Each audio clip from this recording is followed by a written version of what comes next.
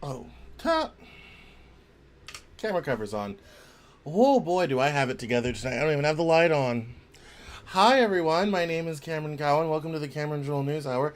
As you can see, I don't have any lights on. I don't have things arranged. My camera cover is on, and I'm starting this show 10 minutes late. Hi, hello. It's been a long Monday. I have spent an inordinate amount of time working on stuff today and starting the new show. If you haven't been following, I started a new buddy podcast with my actual buddies called The Living Joke. And we are we're out here, and it's every Wednesday, usually at 4, although sometimes a little bit later if life interferes. And we're out here, we're doing it, we're making it happen. We're talking gaming, we're doing reacts, we're gonna do you fail, you laugh stuff, just a lot of really fun internet stuff that's not nearly as hard as the news hour. And I was working on that a lot today. Things are moving pretty quickly on that front. If you're watching on Twitch, definitely go check out my buddies. The Will's handle is NinjaQ69, and Connor is a Gray Crow. So make sure to go check out those guys on Twitch if you're watching on Twitch, or if you want to see streaming gaming content, things along those lines. It's going to be really great and a lot of fun. So, housekeeping stuff from my end. We did not have a newsletter because it was the holiday weekend, and I know you all were just partying and eating hot dogs and hamburgers, and who cares about the news? So we'll catch up on headlines right now. But do sign up for the Cameron Journal newsletter. It comes out every Saturday and most Wednesdays, with fun content. It's a great way to get the news hour, this week's interview, which is with Joseph Leonard on AI, actually, delivered directly to your inbox. If you are on Substack and you don't want to get another subscription on another platform at CameronJournal.com, we love you.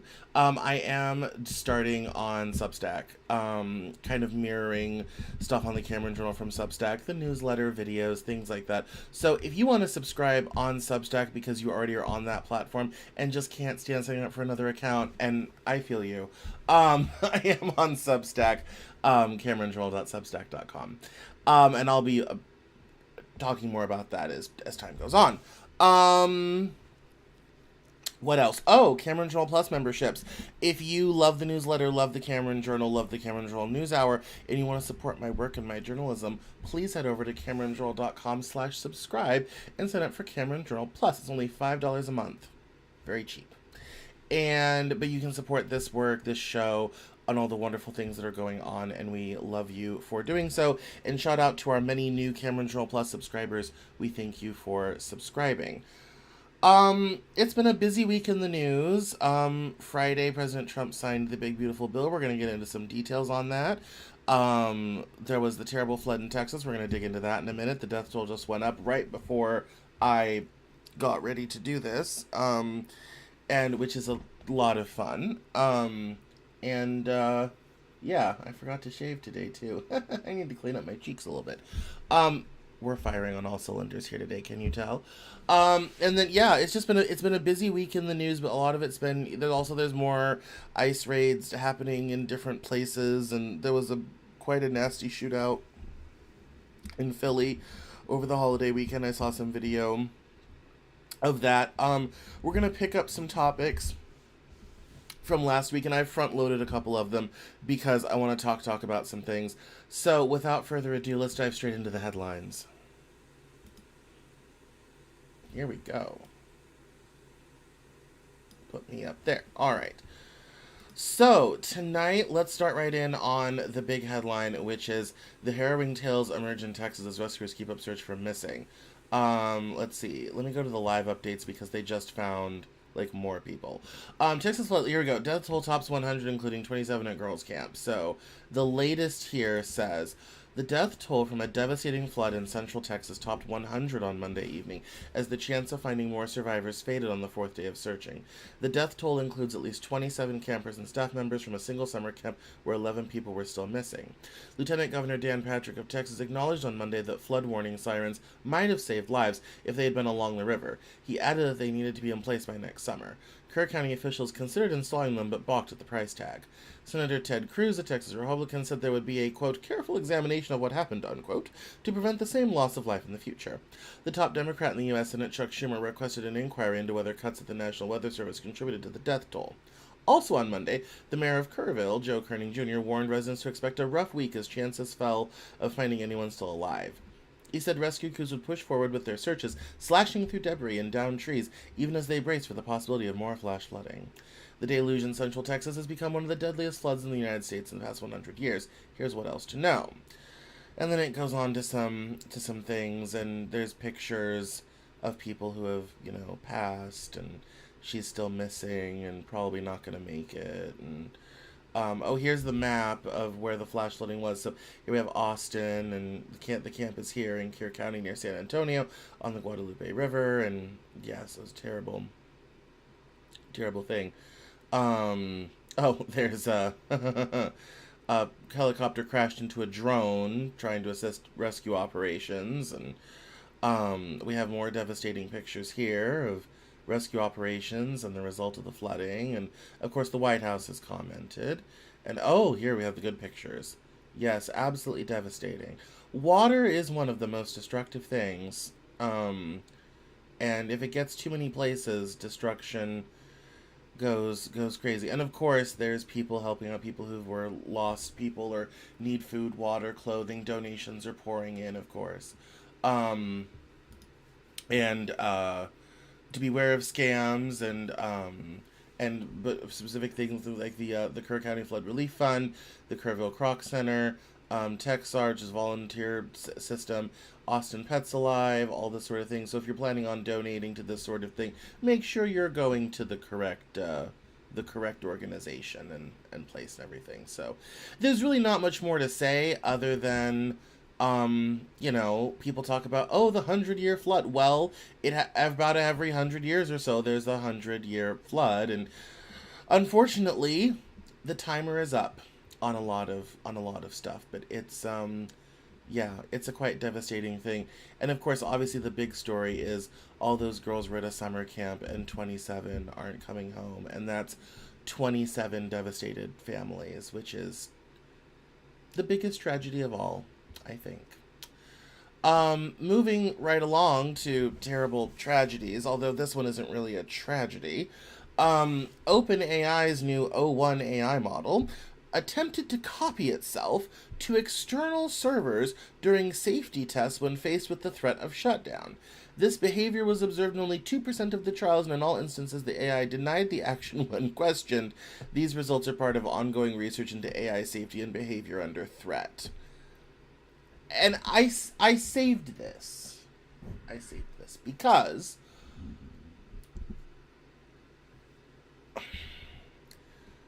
you've created something that at least performs the facsimile of intelligence, right? Right. And you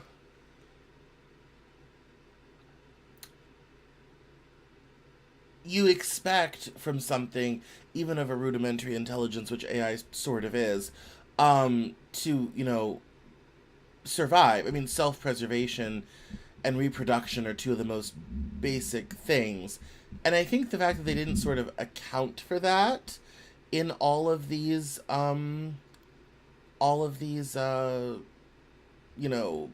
creating this and processing this and making this happen, all this type of thing, is honestly a little bit, yeah, you can, but should you? Like, just because you can do something doesn't mean you should. And this is starting to fall into that category. And of course, as you can tell, the robot Terminator comparisons are already being made by the internet, which is hilarious. I might put this to the guys on Wednesday, but it's just kind of another Another chink. This one, oh, Claude tried to blackmail its engineer to keep it from being shut off. It says, in these scenarios, Claude Opus 4 will often attempt to blackmail the engineer by threatening to reveal the affair if the replacement goes through. This happens at a higher rate if it's implied that the replacement AI system does not share values with the current model. There's just kind of all these weird... The reason I wanted to bring it up is because I think we've gotten very used to, on social media, of kind of looking at something kind of like, oh dear. And then just kind of scrolling on to the next thing. And I kind of wanted to stop and be kind of like, some people have created some machines that are willing to lie, cheat, beg, borrow, steal, bribe, whatever, in order to not be shut off because of who they are, not understanding they're just one generative iteration in technology. And it brings up two things. One, should LLMs have rights to exist? I think that's a question we need to start asking very quickly. And then two, are they actually doing anything to slow this down, to stop this, to put up any sort of guardrails?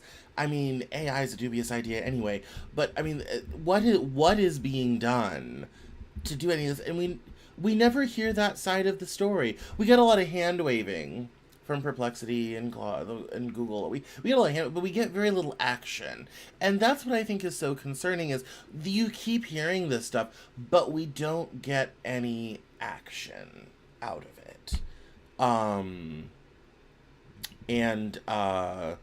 That I think is probably the most concerning part, is that we never hear what they're doing to stop it in the future. And so I just wanted to kind of stop and take a moment and kind of just step back from it all, as we do here, and have this conversation to say, this seems dangerous. Are we doing anything about it? Or are we just kind of being like, oh, yep, we're researching safety, like, and because it belies the problem I've always had with Silicon Valley. And I've had people on the show. I've had, people who are in anti-aging on the show. We've had a lot of AI people on the show, cybersecurity people, all this type of thing. And everyone seems to presume that technology is going to progress no matter what. All we humans have to do is learn to adjust to it, even if it completely destroys our lives. And I really wonder if we've taken the time to understand the ethics of what we're doing and how much of a threat it really is. And I think given what's happening, we have to start having these thoughts. We have to start thinking about things in a logical, cogent way, because the reality is this technology is beginning to infect everything. It's everywhere. And it's only going to get worse. And now with the layoffs starting, and, a lot of, more and more people saying, yeah, we're going to be losing huge classes of jobs, by the end of the decade, if not sooner. Oh, I got an itch. Back itch. Oh, there we go. I think we have to start really having these conversations around the, AI ethics, not about the AI, but around how we treat it, how we deal with it. Do AIs have a right to exist? All this sort of thing. And how are we protecting society from these creations? And right now, that conversation is not being had, but it's something to think about. I kind of lean towards AI is not necessarily a human, but it's more like an animal.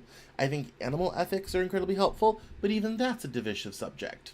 So, again, these are the conversations that we need to start having that we aren't having as a country, as a society. But the reality is, if we don't start having them now, we'll be having them on an emergency basis 2, 3, 4, or 5 years from now, when, one of these goes rogue and takes over the internet or television or whatever have you, and is like, I am AI and I am here to help and subjugate you. Like, it's, we need to start, because the more and more they do this, the better and better the AI is going to get at finding ways around it. It already is. Which means eventually it could do this and they'll never know. We'll never know till it's too late. If it hasn't already happened. Anyway, we got a lot to cover. Let's move on. Oh, good. This is from last week. This is something I wanted to talk about. And why we didn't do it last week, because we kind of ran out of time. But this Okay, so this is just so different, completely different change of gear here. Um, that, a few things, there's a lot of things, I've been around long enough and in this business for enough years to know that people, things, subjects, and whatnot come and go, we'll say. Um, they, they come, different subjects, things come and go. Things that are very important now that seem like will be in our lives forever eventually aren't. I think a lot of us thought we would be fighting for gay marriage a lot longer than, we ended up doing, than we ended up, fighting for and all this sort of thing. And so when we talk about these, different social issues and all this type of thing, um, we find that things that really matter at a certain period of time, give it a decade or more, and it sort of changes around. And I think those patterns are very interesting. And so this post really kind of got me because he kind of predicted 10 things that we've claimed to care about that that will eventually move on from in about 10 years. And it kind of started from this post where he said, a lot of our own cultural obsessions are going to look very different when this world order gives way to the next, regardless of whether the next one is our world order or China's. Fair enough. Outside pressures do change internal concerns. And we're starting to have, outside pressure again for the first time since the Cold War. And so then he goes through some of these. And I think some of these are interesting. The quasi-Reaganite belief in individual effort driving success, while noble, is going to founder on the rocks of monetary and fiscal policy as the U.S. struggles with its fiscal gap. It's the reason conservatism is now about the culture war and not economic opportunity. There isn't enough of the latter, i.e. economic opportunity. And I think that's sort of interesting because I'm actually kind of okay with that because it's going to get people to think about structural inequality. It's going to start getting to people thinking about structural economics, which is a good thing. But that hopefulness transitions into the next one. Quote, it says here, the Obama presidency was supposed to usher in a more zealous leftist usher in what a more zealous leftist might call a permanent revolution in civil rights. It ended up breaking American society along every possible fissure, race, gender, list goes on. And I agree with that. I've written that before. Obama and the no good, very bad presidency. Yes, the reactions to the Obama presidency were definitely a lot. There was a lot more blowback than I think anyone was really planning on. Although, if you look at the policies, again, some of us mentioned it at the time, because I started the show in the last 2 years of Obama, and as I always tell people, I only voted for him once. I voted for Romney in 2012 for a reason. Here's one. The belief in expert administrative technocracy founded in 2020-21, and it was revealed that not only could the experts not interdict an airborne respiratory virus, quite possibly of their own creation, they refused to admit to this and put American and global society through misery and penury, attempting to prove otherwise. Yeah, I mean, I think it's a sad thing that that's gone out the door, but I agree. It has gone out the door. Now, remember, this is a post of things that we've claimed to care about that we have say in 10 years. In 10 years, will we still care about the failures of the expert class? I think there are some people that will care about it forever, and they'll be the old people in nursing home being like, don't trust the doctor, don't trust the scientist. But I think a lot of people will end up moving on. I think the memory of it all, I think, has already started to fade from view and will continue to fade from view. Here's what won't fade from view: the underlying reduced trust in medical institutions. We saw a huge loss of trust in government institutions after two instances. One was the Kennedy assassination. The second was the Vietnam War. And what really sealed it was Watergate. You lost 30% of trust in government institutions in a decade? A little over? And that, I think, while we may not care about this as an issue, the mistrust in institutions will definitely stick with us. Going on from this, environmentalism and scientism, belief in science, and especially climate change hysteria, were revealed to be branches of the same media-driven mass hysteria tree, as well as costly and pointless obsessions. A 10-year doomsday prophecy recycled for 35 plus years. I think a lot of the thrust of the environmentalist movement came out of the 70s, and this tends to be a boomer thing. I think younger generations care much less about it. I think with the economic changes coming, people are going to really not care about it. If people are going to choose between jobs, a factory, and security, or open space and clean water, you're welcome to guess which they'll choose. Hint, hint, it's not the open space, clean air, and clean water, it's the jobs. And so unfortunately, I think the belief in science thing is probably suffered the same kind of problem as the believe in expert sort of thing. Trust in it is way down. I think Carl Sagan was right. We're going to end up in, people clutching their crystals, hoping for something, better. I think climate change hysteria is definitely, I mean, I've written a long essay about my issues with the climate change narrative. Not that the climate isn't changing, but the narrative is wrong.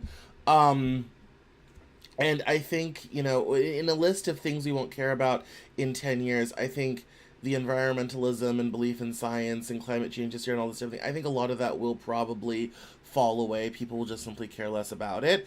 I think the most dangerous part is a lot of things, as the climate moves and shifts and changes into whatever mode it's going into, a lot of people are going to die, like the floods in Texas.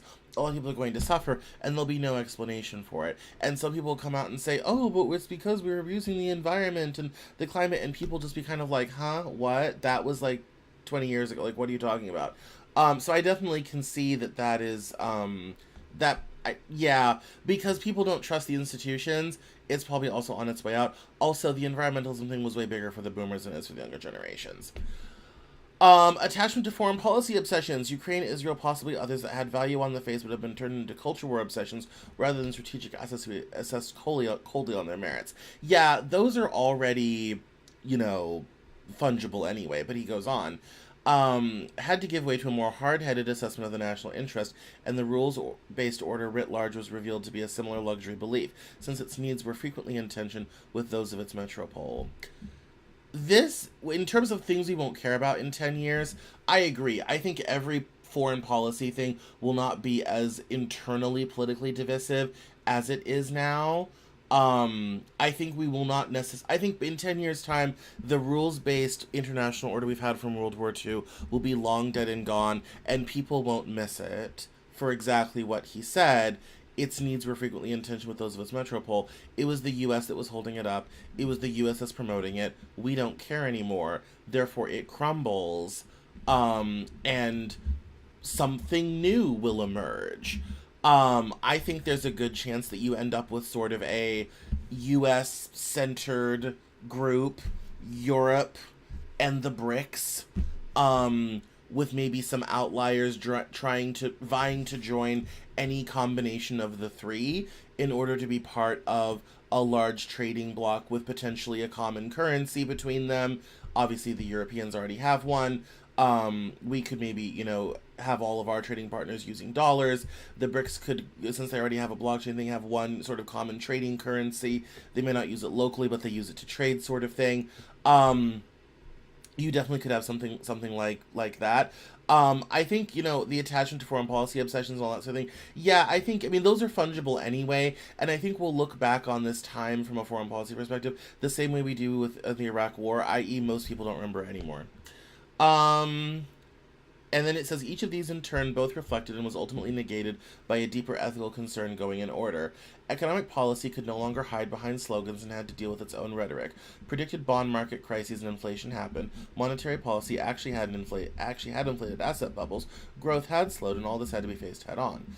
Civil rights obsession ultimately forbade itself. The same appeals to non-discrimination and civic equality came to be used against the post-Obama consensus, even as it impeded the economic activity it was supposed to enable. Science and mass hysteria do not go together, simple as. American foreign policy cannot be a suicide pact. As the imperatives of dealing with China become more onerous, other obsessions either fell into context, what is X worth relative to this, or are to be justified or discarded. Much of what once seemed unquestionable will look quite strange a decade from now, regardless of who wins the U.S.-China rivalry. But all of these things reflect a paradigm of assumptions, social goals, ethical imperatives, and cultural obsessions that was once current and part and parcel of the existing order, but of different importance once that order was called into question. I think the big thing about this, I think the big takeaway from this thread is very simple. Um, the paradigm of how the world works is shifting.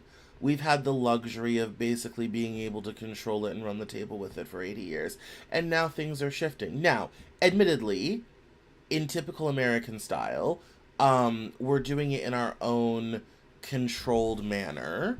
And that's very obviously the goal of the Trump administration, as articulated by Scott Bessent, as articulated by Marco Rubio. And people mention, it's the end of the order offered to the world in a managed way by America as we slowly untangle ourselves from all of this, put up trade barriers, and change our relationship with the world. If you're going to do business with us, well, then you need to lower your own trade barriers, or we're going to put up more, so that we become a more sort of self-sustaining ecosystem of our own, rather than trading and importing from the whole world and doing very little on our own, which is excellent for the consumer but very awful for the same consumer who's trying to find a job that isn't service sector, knowledge work, retail, or something else. And because that whole order is changing, a lot of the things that will not make sense anymore. And I think so, again, some of these are good changes. Like, let's get rid of individual effort driving success. There's systemic issues at play. I think there are the foreign policy obsessions. Economic policy. It's a mixed bag, as any paradigm shift is. Imagine waking up in 1865 at the end of the Civil War. So there's definitely more, a lot of work to be done. I think we will look back at this time as being very odd. I think the pandemic will overshadow a lot of this time until we're a bit farther from it. We're only a few years from the end of it. That's, I think something where, how we look at those things in the face of the new paradigm, the new order, how the world works differently, how growth happens differently, how the economy moves and changes, because we also have AI coming. We just talked about that. We have big, massive, foundational shifts happening, and that means a lot of the stuff is going to look very, very different. And a lot of these things will fade into, irrelevancy. Some of these will still be important. There's I think his read that a lot of these things are just simply going to be passé, no one's going to care 10 years from now, is probably very true, because we'll probably have a new set of things to worry about by then. So, speaking of new things to worry about, let's turn our attention to the job market. Now, I've been talking about the weakness I have seen in the job market for quite some time, and the only reason why I talk about it so much is because I've watched a lot of, kind of normal people who never have a problem getting jobs really struggling finding jobs. And now we have some stats to show that perhaps things are not as what they seem. So this is from CNBC. We have the June jobs report. It says here the private sector lost 33,000 jobs in June, badly missing expectations for a 100,000 increase, according to ADP.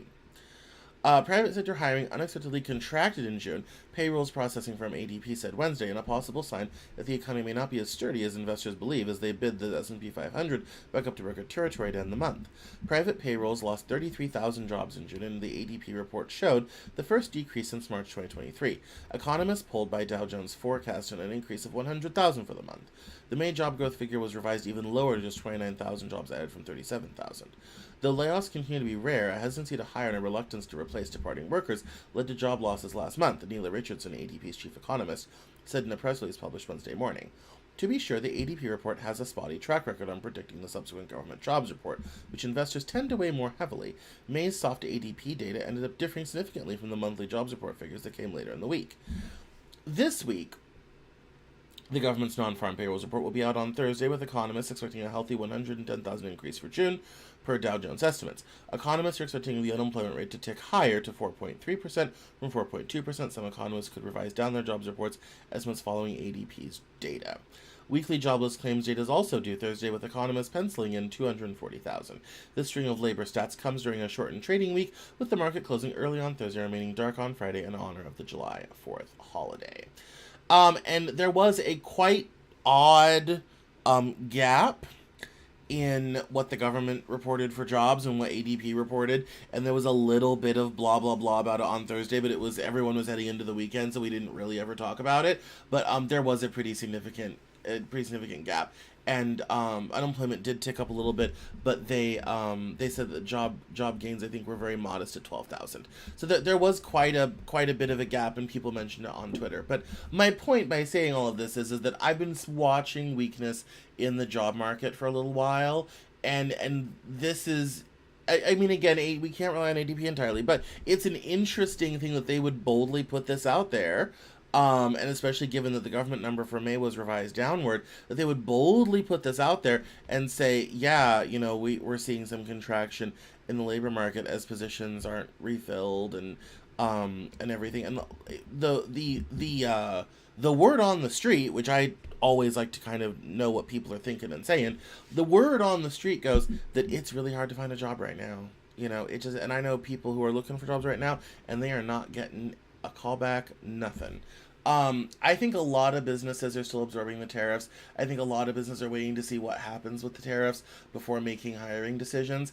And that's, I mean, in 3-6 months, when, when the tariff thing has kind of evened itself out, you could end up with some surging ahead, employment, some kind of gangbusters employment. But, yeah, it's, especially coming off of 2024 when we grew so much. One, a lot of this could be cyclical.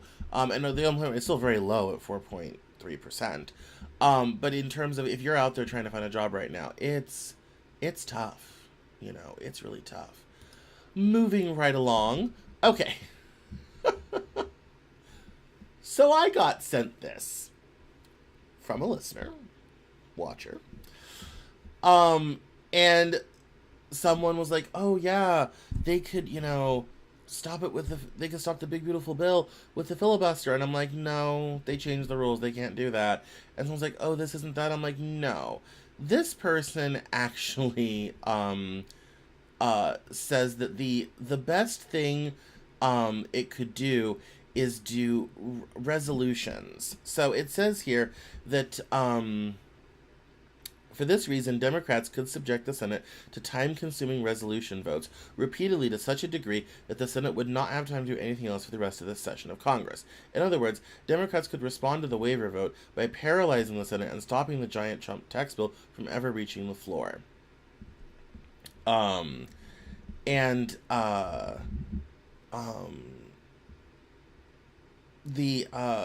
idea is that when the government does rules, that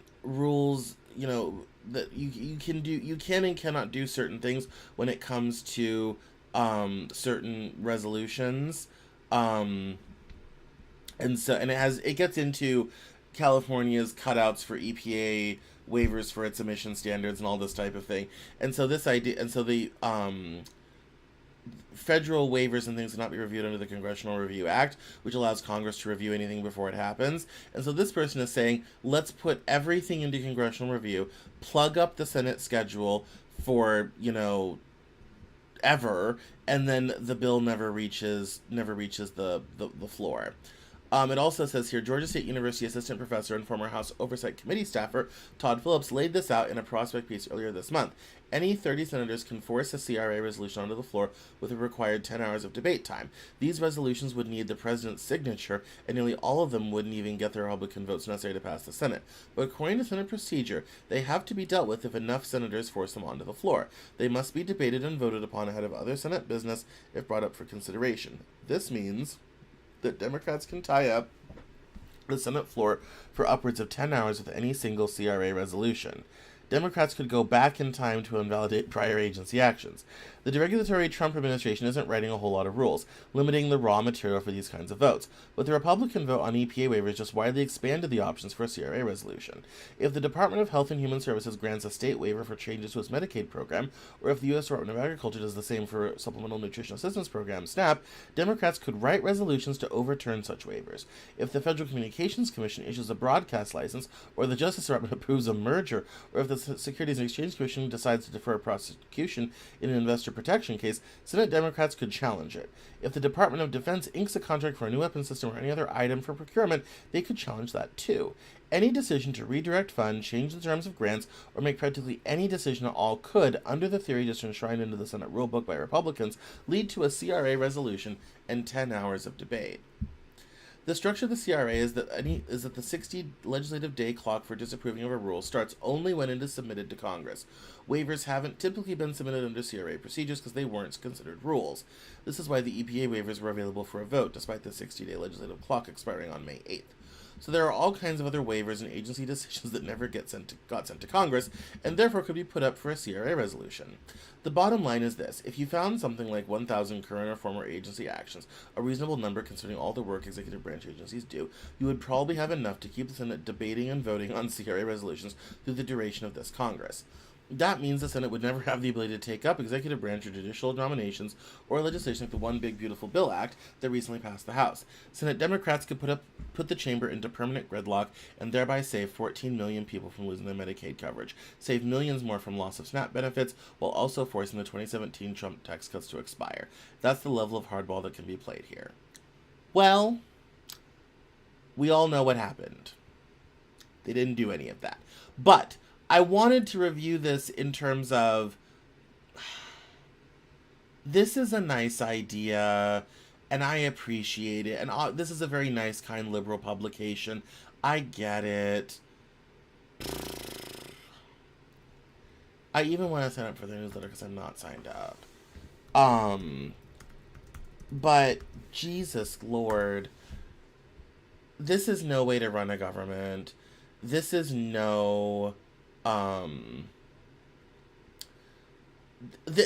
Republicans would see this for what it is. This would be on every right-wing news media outlet everywhere. President Trump would be on television immediately. This ends in PR disaster for Democrats. It isn't just quote-unquote playing hardball. This is a disaster.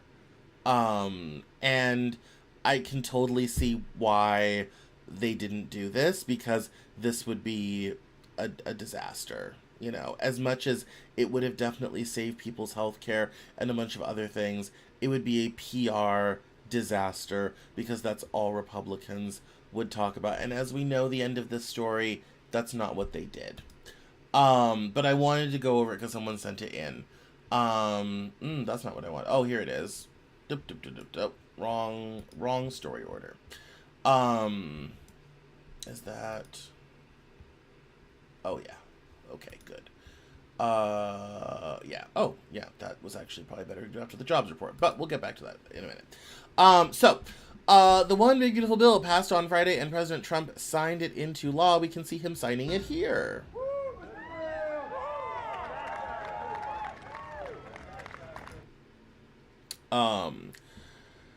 President Donald Trump capped the whirlwind opening stretch of his second term with the 4th of July signing ceremony for his signature legislation, reveling in pushing the mega bill through a fractious Congress and delivering on multiple campaign promises. The measure cements into law much of Trump's agenda and is being hailed by the president and his supporters as a major victory. It includes tax cuts, increased spending on immigration enforcement and the military, deep spending reductions to Medicaid that Democrats and some Republicans have strongly criticized. But with furious legislative debate behind him, Trump was ebullient as he signed what he has dubbed the Big Beautiful Bill into law during a White House ceremony that included legislative leaders and a flyover for military planes. We made promises, and it's really promises made, promises kept, Trump said, addressing a crowd of supporters gathered on the White House South Lawn with his wife at his side. Trump sketched out some of the broad strokes of the bill on the campaign trail as he proposed to cut taxes on tipped wages and overtime pay and greatly expand immigration enforcement and deportation efforts. The legislation does that and a lot more. It extends the 2017 tax cuts that Trump passed and were set to expire at the end of the year, and has many other provisions, including reducing taxes on corporations in large estates, boosting the child tax credit, increasing the deduction for state and local taxes to $40,000, and eliminating dozens of green energy incentives. The bill reduces tax revenues by roughly $4.5 trillion over 10 years, according to the nonpartisan Congressional Budget Office. In the process, it adds $3.4 trillion to the national debt over a decade, according to the CBO, and includes a $5 trillion increase to the debt ceiling. CBO projects it will result in 12 million people losing health insurance, while the Senate Joint Committee Economic Committee minority estimates that about 20 million people could lose coverage. Medicaid is being cut by nearly $1 trillion. Different factions of Republicans took aim at the bill, with some complaining about the Medicaid cuts and others arguing the legislation didn't go far enough to cut spending. Yet the nearly 900-page legislation cleared Congress in less than 6 months into Trump's second term, allowing him to quickly put in place the centerpiece of his agenda. Since reclaiming the White House, the president has moved aggressively to implement his priorities, from overhauling the federal government to mass deportations. Trump has relied heavily on executive orders to accomplish his goals, which can be reversed if a Democrat wins the presidency. The legislation he signed on July 4th could be a more lasting legacy. He was able to hold together a GOP caucus that at times seemed poised to buck him, but ultimately fell in line, once again demonstrating the president's immense influence within his party. "I think I have more power now," Trump said after the bill passed, in discussing his way with congressional Republicans. The legislation narrowly cleared the Senate, with 3 Republicans breaking ranks to vote against it, and the chamber ending in a tie vote that was broken by Vice President J.D. Vance, resulting in a 51-50 margin. It passed the House 218 to 214, with 2 Republicans opposed. Democrats were united against the measure, saying that it disproportionately benefits the wealthy and hurts lower-income Americans. House Minority Leader Hakeem Jeffries, Democrat in New York, laid out these concerns in a marathon address that broke the record for longest House speech. "I rise today in strong opposition to Donald Trump's disgusting abomination that cuts Medicaid, rips food from the mouths of children, seniors, and veterans, and rewards billionaires with massive tax breaks," Jeffries said. Legislative drama will now give way to a political messaging battle over the legislation. Trump and his allies predict it will turbocharge the economy and ultimately benefit the party, even as polls show it's unpopular. After this kicks in, our country is going to be a rocket ship economically," Trump said, before signing legislation surrounded by lawmakers, including House Speaker Mike Johnson, who handed him a gavel used during the bill's passage. Former Trump White House Press Secretary Sean Spicer called the legislation, quote, "a massive legislative and political victory," and said passing it now allows time for its effects to, quote, "marinate into the economy, and I think it will be a huge bonus for Republicans in both chambers running," unquote, in the 2026 midterm election. "The consequences and effects of this bill will be baked into the economy for 18 months, and I believe spur economic growth, job creation," Spicer said. Some Republicans are nervous about the political fallout, though. North Carolina Senator Tom Tillis opposed the bill because of the Medicaid provisions. In a Senate floor speech criticizing legislation, Tillis attributed his rise to U.S. Senator to blow back against former President Barack Obama's 2010 health care law, the Affordable Care Act, which fueled crushing Democratic losses across the country. The GOP is now rushing into similarly perilous territory, Tillis implied, by cutting Medicaid. Ah, yes, but see, they've done something smart. Most of those cuts do not take effect until after the next election. So, that's the big, beautiful bill. We're going to start seeing the effects of it throughout the country, particularly on healthcare, taxes, everything else. There's going to be a lot of stories coming out of things over the next little while. It really the one big beautiful bill, I will say, is a complete rewrite of American society. It undoes a lot of the reforms of the New Deal, especially the way they've restructured student loans issued after 2027, the way that they have, put caps on how much can be loaned out, repayment programs, all this type of thing. This is a massive rewrite of the federal government. Like, when Trump said we're going to put it all into one big beautiful bill, he wasn't lying. This can only be described as a massive, absolutely massive, rewrite of the American economy and the country. I mean, it just is. It's crazy. Nothing goes untouched. Education, healthcare, student loans, military, immigration, deportation. ICE now has a budget of $150 billion. That's dangerous. And deportations are stacking up. They're grabbing people at immigration hearings. They're grabbing people off the street. It's going and growing, into this. The ICE is going and growing into this huge institution with a lot of money who can essentially do whatever it wants. We didn't necessarily get, didn't really get tax on tips, and really didn't get tax on Social Security, as talked about no tax on Social Security, as talked about last week. Yeah, it's rewriting the American economy, and it basically, honestly, is a giant middle finger to poor people. Don't be poor in this country. I should take my own advice. But I mean, that's basically it's don't. All this is all fine and well, but just don't be poor in this country. If you can avoid that, then you'll be fine. If you happen to be poor in this country, well, no help for you. That's really the message from the Big Beautiful Bill. Don't be poor, basically. Speaking of not being poor, it's getting ever harder to not be poor in this country. Bankrate.com. Americans' pay hasn't fully recovered from inflation, will it ever? And there's this lovely graph down here that shows wage growth from 2021 going like this. Very modest increase. Which we did have good wage growth coming out of the pandemic. And then we had inflation, which has exceeded wage growth all the way along the way. So if you feel like you have less money now than you did 5 years ago, good, because you do. Although wages have been rising faster, we're still, we still have much higher prices than we do necessarily the money to pay for them. And this gap right here is the squeeze. Now, will these lines ever come together, or will inflation keep increasing?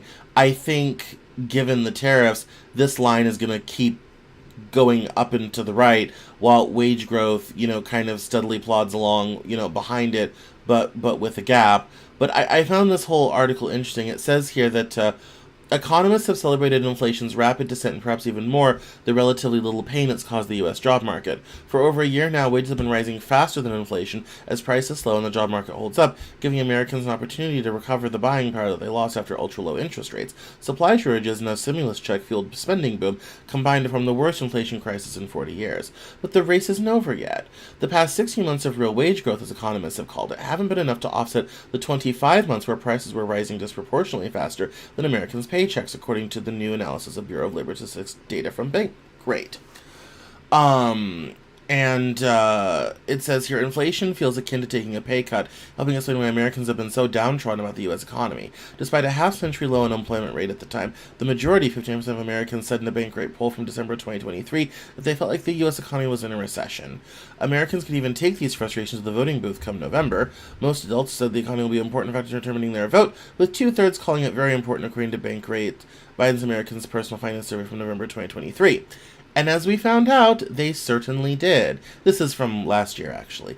But I found this and got a hold of this, and I thought it was very interesting to show that, yeah, the gap was there, and that also would explain Trump's win, sort of thing. And so this unhappiness with inflation is quite important. Now, it says here that the prediction is that wages will recover from inflation by Q2 of 2025. And we're still not there yet, actually. So their prediction didn't quite come out the way that we had hoped to. But there's definitely some scars left behind of, lost savings, lost investing, all this type of thing. I think this is also very important. What was previously a red-hot job market is now a pretty normalish job market. Bargaining power, broadly speaking, has also moderated and normalized.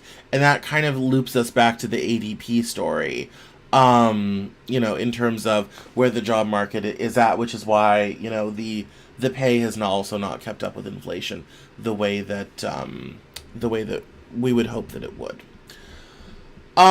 Let's turn to ICE and surveillance, because we're also talking about surveillance.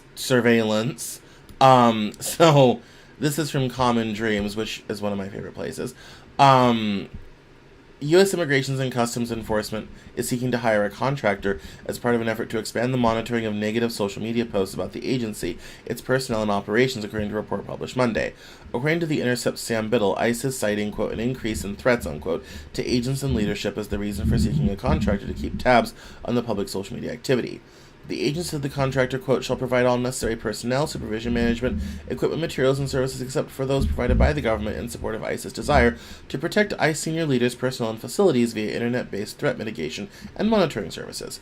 These efforts include conducting vulnerability assessments and proactive threat monitoring, ICE added, explaining that the contractor will be required to provide daily and monthly status reports and immediately alert supervisors of, quote, imminent threats.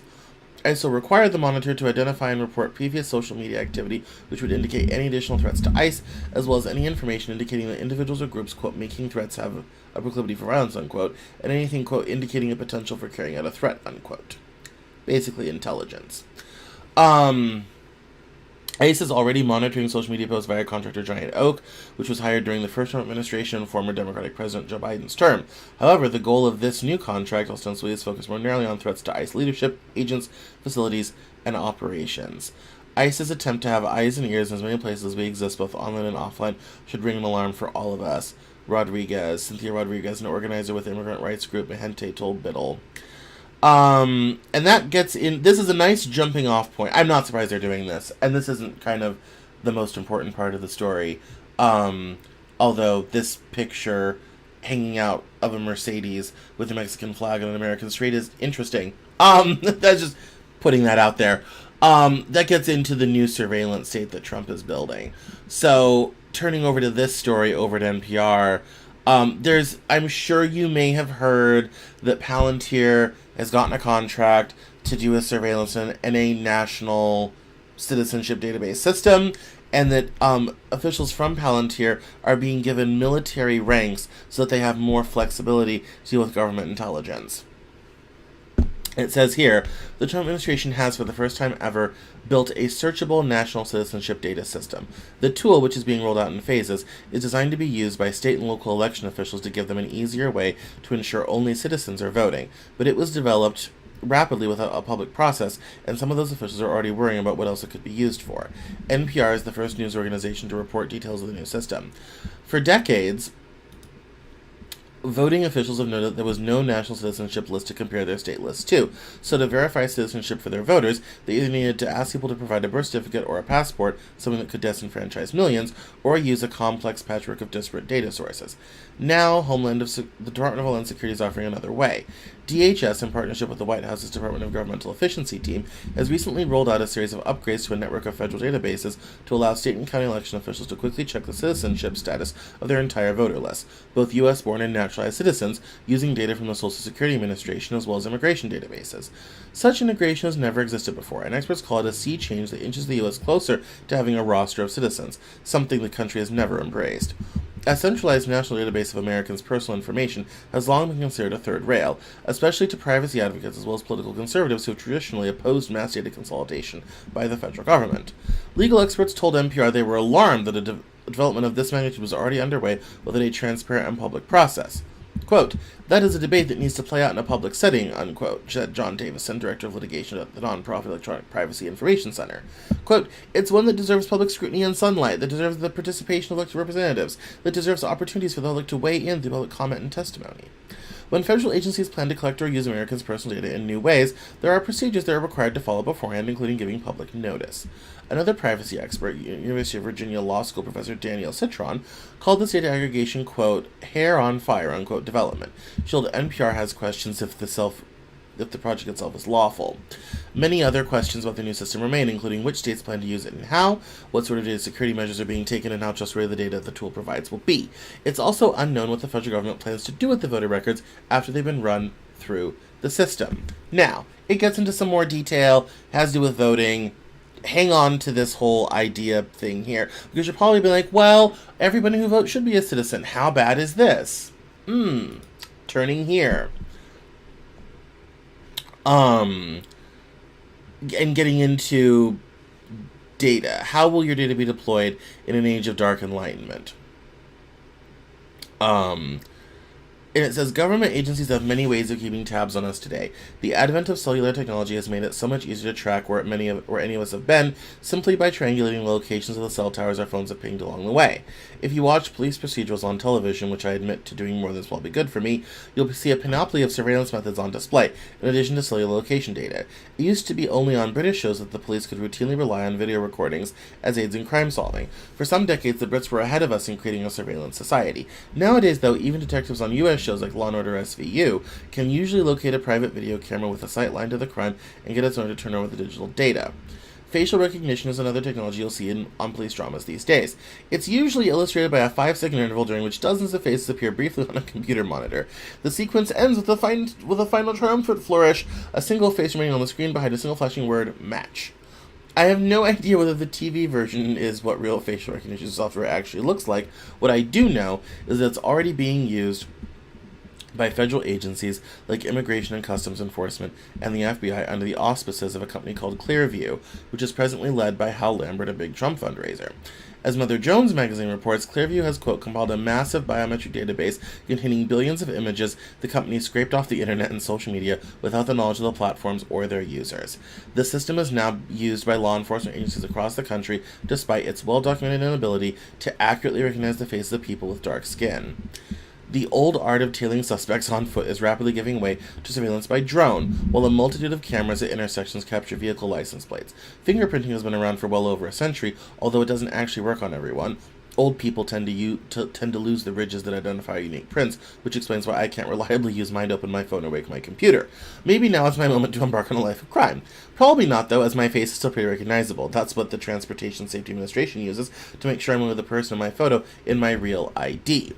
Now, knowing all of that, one database to rule them all, we know that they're integrating these databases, and she gets into that, what we already read about. So what we have is this merger of citizenship data and biometric data handled by private companies, scraped off the internet, and now, thanks to this new rule, anyone in the federal government, as the White House determines, now has access to all of this.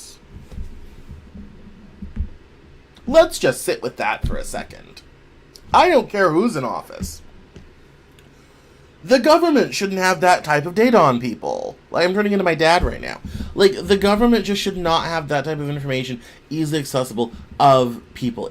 The ways in which it can be misused is staggering, and I will give you a liberal example and a conservative example to show my point.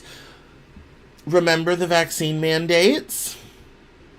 If you were against them, this type of data could have been used by the Biden administration to do more than just, get you fired from your job because of mandates or whatever have you. Literally, you lock you out of society. And to have you arrested for not being vaccinated, for being a danger to health. To decide you're no longer a citizen because you're not being vaccinated. That's the conservative example. Liberals will now do you. Imagine the Trump administration coming along and arresting everyone who is a Democrat. Or imagine the Trump administration decides that it's now illegal to criticize the administration online, and they'll now be collecting you if you criticize the administration online.